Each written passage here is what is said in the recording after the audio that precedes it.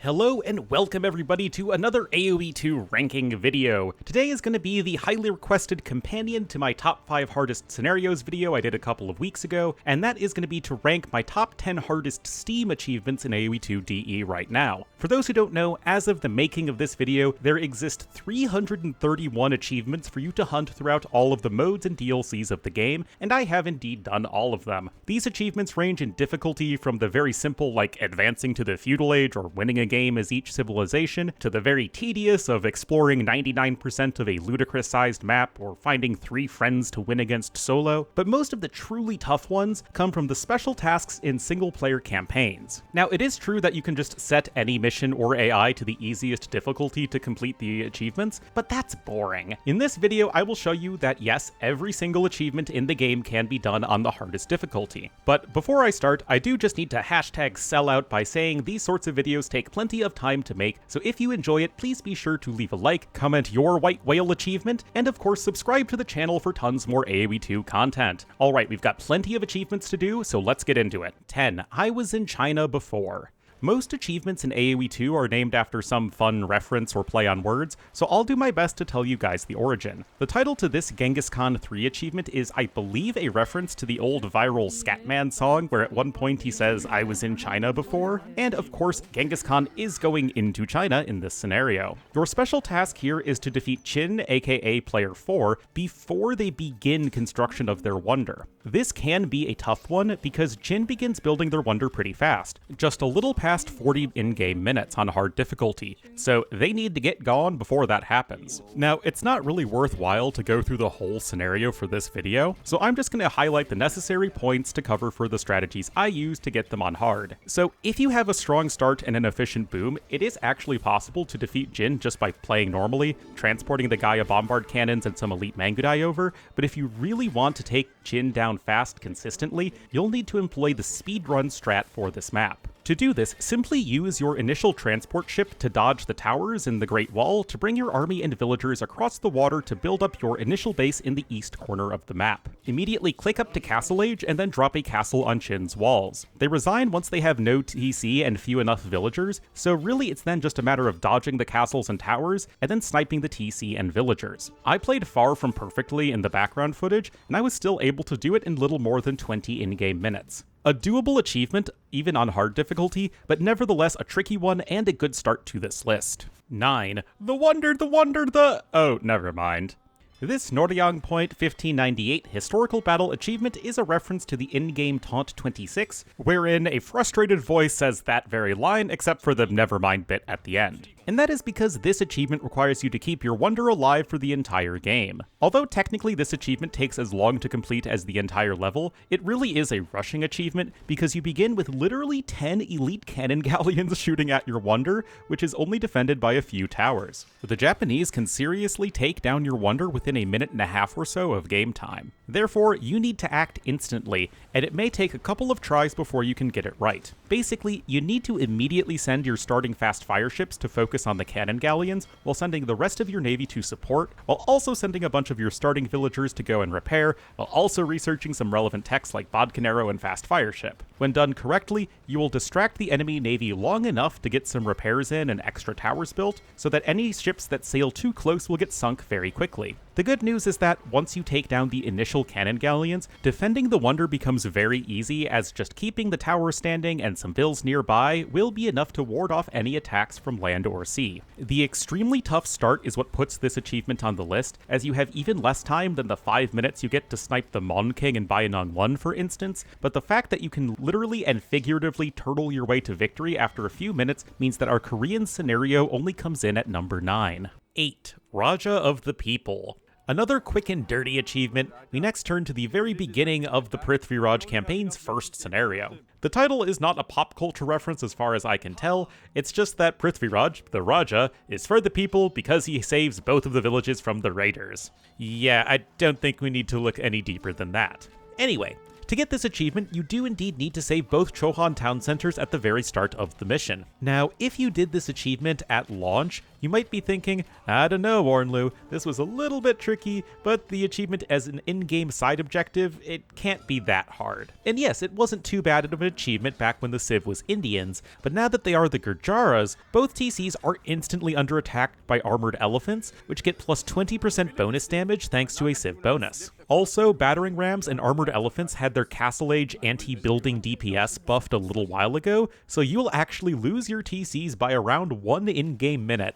That's not much time to act. Strategically, there isn't too much to do here. Just split up your army, sending half to the north TC and half to the southern TC. You need to focus down the armored elephant, as all of the other units destroy the TC pretty slowly. Once you snipe each armored elephant, it then becomes a micro and multitasking job, as you need to keep your limited units alive until you can whittle down the rest of Nagarjuna's units. Once you defeat all of the soldiers around a TC, the associated base will be turned over to you, and the achievement will be completed.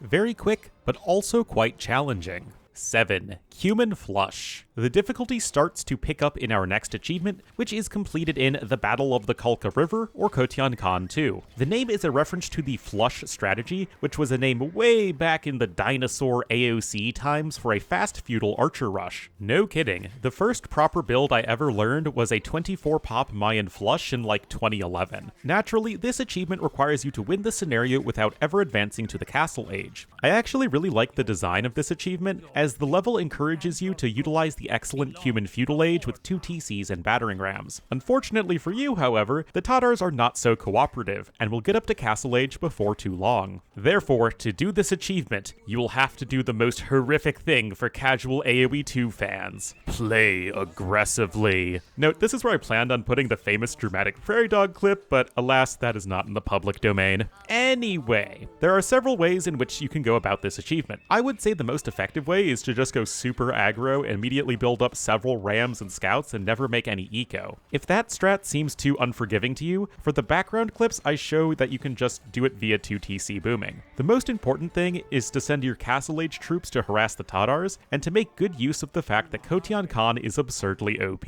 Beyond that, the Tatars resign once you destroy their 2 castles, so smash those down and the achievement will be yours. This achievement is at number 7 because you need to play well for more of an extended time, but as you will see, things are only going to get wilder. 6. Pitched Battle. Indeed, we go to the new world with the Pachacudi 2, or Field of Blood, achievement. I don't know if this achievement title references anything in particular, but a pitched battle is basically an all-out fight where both sides are flinging all of the people and resources they have into a single engagement. And of course that's what you need to do here, as to get the achievable unlockable, you need to beat the scenario without building any additional walls or gates. This is a rather unfortunate restriction, as the Field of Blood requires you to defend Cusco, while a measly 2 villagers attempt to build a wonder, and then defend it for 200 in-game years. You do have access to a full post-Imperial Age, but are also combating 3 forces of the Chanka, one of which will get fully upgraded Imperial Age units as well. The villages of the Kana and Kanchi will tribute you some resources occasionally, but their mighty legions of Feudal Age units will, alas, prove no match for the much larger and better upgraded forces of the Chanka. So really, this is all on you. Strategically,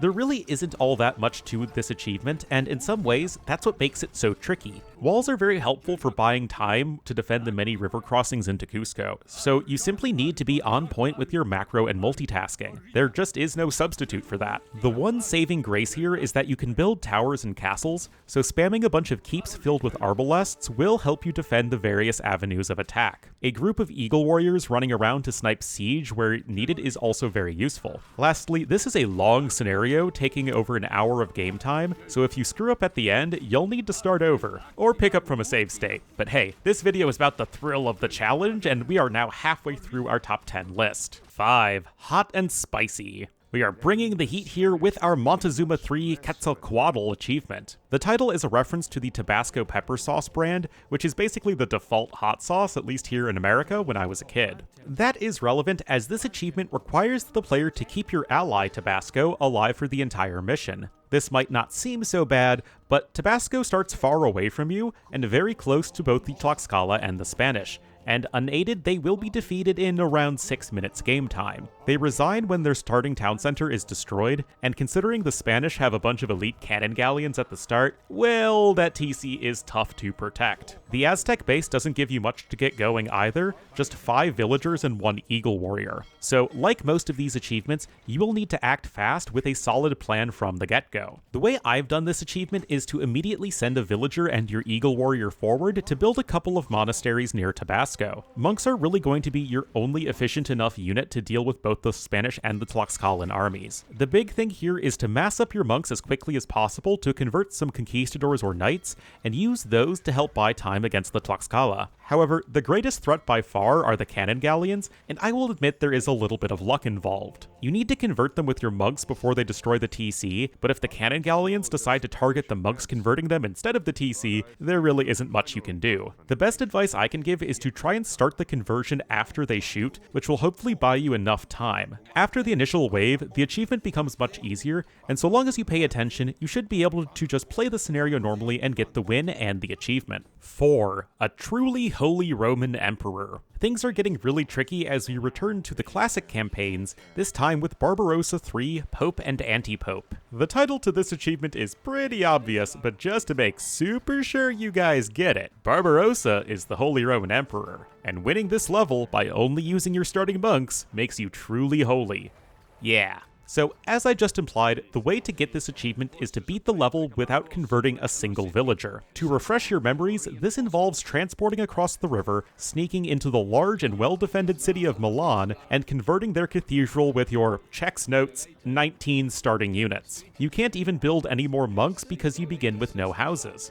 So yeah, this one is tricky. Interestingly, this achievement is based on the original speedrun strategy for this level, which goes all the way back to Age of Conquerors. What you need to do is research Sanctity and Redemption, while immediately transporting all of your starting troops around the north end of the river, using your war galleys to stave off the eponymous guards. Land to the north of Milan, and then get your control groups ready. You cannot fight the Milanese army, so you need to debate them to open the gate with your army, and then sneak through with your monks while Milan soldiers are going through the gate. From there, you need to distract the enemy units by aggroing them with your military units and running away, freeing your monks to make a beeline for the wonder. If done correctly, and with a bit of luck, the enemy units will not aggro your monks, and then you can sneak around the back of the city and convert the wonder. If done incorrectly, your monks will get attacked, you lose your entire army, and then you'll have to restart the scenario. This achievement is really tricky to do, so don't despair if it doesn't work right away for you. We are in the top 4 now after all. 3. Truly countless bodies. Oh boy, it's the big ones here in the top 3, and right now it's all about Attila, specifically Attila V, the Catalonian Fields. The title Truly Countless Bodies references the scope of this famous battle, which was one of the largest in history at the time. Ironically, to get this achievement, you need to act quickly and win within 30 in-game minutes, which actually reduces the amount of total casualties compared to a longer drawn-out scenario. Go figure. Anyway, this scenario plays out much like a game of deathmatch, and to get the achievement, your basic DM skills will need to come into play, especially when it comes to a lightning quick start, villager snipes, and good multitasking. The only real way to beat this level in 30 minutes on hard is to never let the Romans, Alans, and Visigoths ever get their actual economies and armies up and running. Otherwise, you simply run out of resources and lose a battle of attrition. Alrighty, so you need to be fast. You need to hit all 3 of your enemies at once, because if any one of them manages to get a castle up, you've probably lost. That means priority 1 is to send your Tarkans and Scout Cav across the map. Meanwhile, build upwards of 10 stables, a blacksmith, and a market at home. Now that your cavalry is across the river, send most of them to snipe the Vils building the castle in the Elan space, and try your best to keep their eco idle. Then send a few units north to the Romans. You can't fight their army, so debate their units and make sure they keep deleting their castle foundations when you attack their villagers. Meanwhile, your stables should be popping up, so send all of the knights that you are producing to the south at the Visigoths. Make sure you snipe their initial castle builders, and then grind them down. Then switch your gather point to the Alans, and when both of them are gone, go for the Romans. While all of this is going on, you need to keep sniping the Roman castles. This achievement did take me a few tries to get right even when recording the background footage, so just keep practicing and refining your execution and you'll eventually get there. 2. Rome was destroyed in a day. One of, if not the most infamous achievement in AoE2, this Alaric 4, the Giant Falls challenge has been a major hurdle for many players since DE came out back in 2019. Honestly, it was a toss-up between this and my number 1 pick, and you could argue either is tougher than the other, but more on that later. The title Rome was destroyed in a day references the proverb Rome was not built in a day, which is used to describe how something worthwhile or impressive can take a long time and hard work to achieve. This achievement is the opposite. You've got to destroy Rome and do it fast, because you need to snipe all 12 castles in the city within 30 in-game minutes. You start with plenty of resources and villagers, but no base, so you need to build up fast and get to sniping those enemy castles. In terms of strategery, it basically comes down to booming up fast, massing Cavalier as they are much faster and more population efficient compared to Goth infantry, get upwards of 10 trebs, and just go to town on the enemy castles one by one. As you can see in the background footage, I go for a 5 TC boom, pick up my allies ASAP, and then just push once I have enough of an eco to make it work. You'll also need to do some multitasking, as once you get to around the center of Rome, the castles become too far flung from each other to quickly push in succession. Just split your army in half and do the same thing in smaller groups. The difficulty in this achievement is the speed and basic mechanics that you need to have as an AoE2 player, which is fairly high, don't get me wrong, but less so in strategy. In other words, it's pretty clear as to how to get this achievement, it's just very tough to execute. For that reason, I did personally put this one at number 2, because at the very least, the core skills that you develop as an AoE2 player will serve you very well in getting this achievement. It's a tough one, but even in recording the background footage, I got it on my second try, so I know you guys can do it too. Honorable mention: Civis Romanus / Seeds of Their Own Destruction. What would one of my lists be without a couple of honorable mentions? For our first one, we are indeed having a twofer with a scenario that you may remember from a recent video of mine, Vortigern 440 from the Victors and Vanquished DLC. There are 2 achievements here for one level, so I'm just going to be lumping them together. Civis Romanus is Latin for Roman citizen, which makes sense as you get this achievement by protecting your 3 starting town centers from the barbarian hordes for the entirety of the scenario. The other achievement, Seeds of Their Own Destruction, is a reference to the fact that the Romano-Britons sowed their own downfall by bringing in the Saxons to fight the other barbarians, when historically the Saxons just went and took over Britain for themselves. To accomplish this one, you need to recruit the Saxons 12 times before they betray you. Don't worry, you don't need to actually keep track of your recruitment rounds. That number is displayed on the right side of your screen. That said, the reason these achievements are honorable mentions is that, well, they are very hard, especially if you try and do both at the same time. However, going after these achievements doesn't really require any different strategy or effort from beating the scenario normally. Just spam the Recruit Saxons button a few extra times. It doesn't matter, you're going to be deleting those troops anyway before they betray you. Defending the 3 TCs is trickier, but going for the strategy I talked about in my top 5 hardest scenarios video should give you a fighting chance. Honorable mention 2, Masterpiece. Our other honorable mention is the only achievement in this video not associated with the campaign, and that is the infamous Custom Lobby achievement. A masterpiece is obviously an exceptional work of art or display of skill, but it's possible the name of this achievement might be a reference to the Viper, who back in the day, when he was the best player in the world, would often go for very unorthodox or downright bad strategies for fun content, especially when facing community members, which he would call masterpieces. Anyway, to get this achievement, you need to beat 3 human opponents all by yourself. Now, the difficulty of this achievement is variable. First, it requires you to have 3 friends, or at least 3 people who are willing to let you beat them in a custom game so you can get the achievement. This can be tough if you don't have friends who play AoE2, aka me for most of my life. Thankfully, I have my own Discord server with a bunch of buffoons, community members, who are happy enough to help me out. So yeah, Masterpiece is an achievement that can be either very easy or very difficult to get, and I thought it was worth a mention. Number 1, First Citizen. Oh boy, indeed our big boss achievement is the dreaded Athenian finale from the Chronicles DLC, Within the Long Walls. Oh boy, this one is a doozy. First, the title is a reference to the idea of a first citizen, especially in an ancient Roman context, which is the civil leader of a democracy or republic. For this mission, you will need to show your administrative and political acumen by maintaining at least 50 out of 100 political favor for the entire 1-hour game time of this scenario. Basically, Pericles needs to lead Athens through several election cycles, and your political favor constantly decreases over time, with it only increasing through the completion of of various side objectives. Maintaining that 50 political favor for the duration of the scenario is tough on several levels. First, it drops pretty fast, so if you don't have a very specific plan of completing objectives at specific intervals, you will simply fail.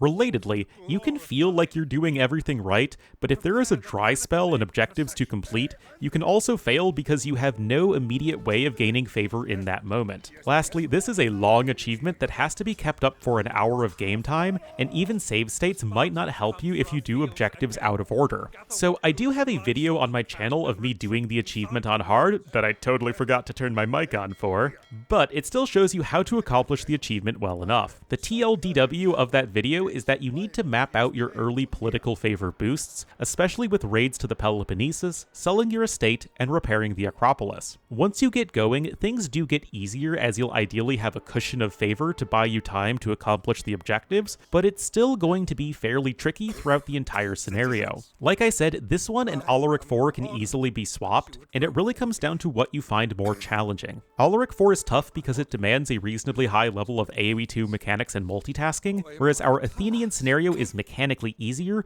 but can be much trickier as to how to actually figure out how to get stuff done without your favor dropping too low. And well, everyone, that is it for my top 10 hardest Steam achievements in AoE2 DE. This has been a much requested video over the years, so I hope you all enjoyed it. I was surprised, in going through all of the achievements in the game, just how tough so many of them were, especially if you wanted to take that extra step to do them on the hardest difficulty. Hopefully these mini guides will aid you in picking up any of the really tough ones that may have eluded you thus far. But before I go, I do need to thank my Patreon supporters who allow me to make these more long-form videos, with Dan and Jared in the Great Wolf tier, and then Carolyn, Dieter, Liquid Egg Product, Rairu, and Tandoori Knight in the Dire Wolf tier. As always, thank you all so much for watching, and I'll see you guys next time.